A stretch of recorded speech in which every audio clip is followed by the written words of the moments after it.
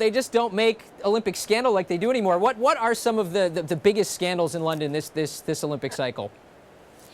Okay, so yeah, some of the biggest scandals are not to do with geopolitics or doping anymore, and so they seem to have regressed to kind of a junior high level. So we've got people, throwing matches, not doing their best. We've got people purposely crashing their bicycles or sneakily trying to take a couple of extra illegal kicks in the swimming.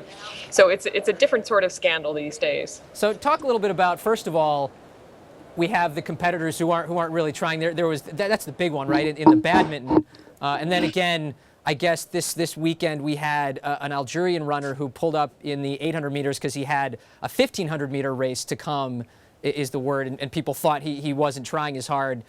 What is the actual?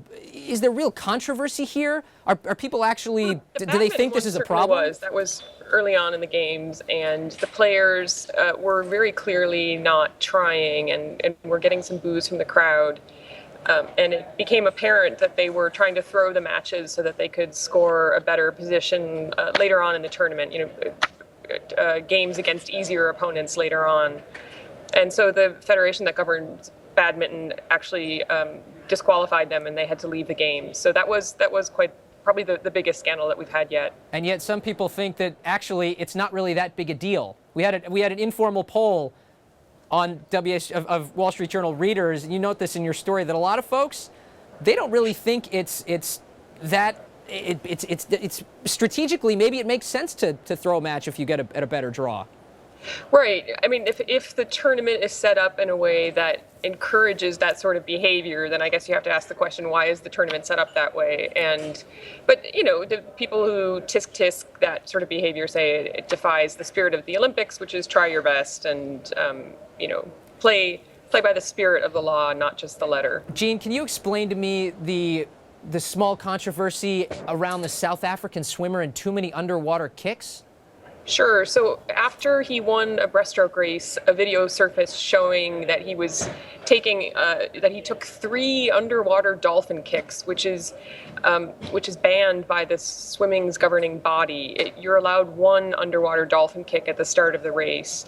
And afterwards, some reporters asked him about this, and he admitted it and said, "Well, look, everybody does it, and I don't want to be at a disadvantage when everyone else is taking too many dolphin kicks too."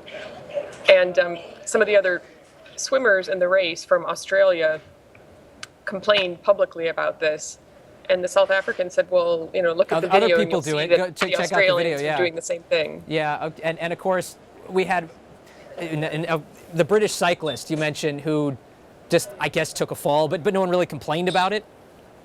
Yeah, so with the British cycling team, for whatever reason, I think the other cyclists felt that even if the cyclist had purposely crashed his bike to get a restart, that wasn't technically breaking the rules. I think you're allowed, no matter what the cause of the crash, you're allowed a restart if you crash within a certain amount of time from the start of the race. So it doesn't say if you do it deliberately, you don't get the restart. So I think the other cyclists just thought it would be fruitless to complain. Meanwhile, we have one athlete, an American, who got kicked out for doping, but I mean, this is hilarious to me because it wasn't actually a performance-enhancing drug that they caught.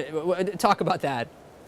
Right. So he acknowledged having eaten some sort of baked food that inadvertently contained marijuana at some point before the games, and claimed that he didn't know that it contained marijuana. Now, I mean, who knows what the situation was. It doesn't seem that marijuana would really enhance your performance. It might slow you down or make you a bit goofy. But it's a banned substance, and so he's had to leave. That's just, well, what are you going to do? And of course, Ryan Lochte made headlines when I guess it was a radio interview, he let slip that when he was practicing in the pool, something about that warm water. Right. So he said that something about being in chlorine water makes you want to pee in the pool. And he did admit that he had peed in the Olympics pool, not during a race, but during warm up, and joked that everybody does it. So, a fun new fact for all of us who've been admiring the various swim teams around the world. Now we know what they're up to in the water.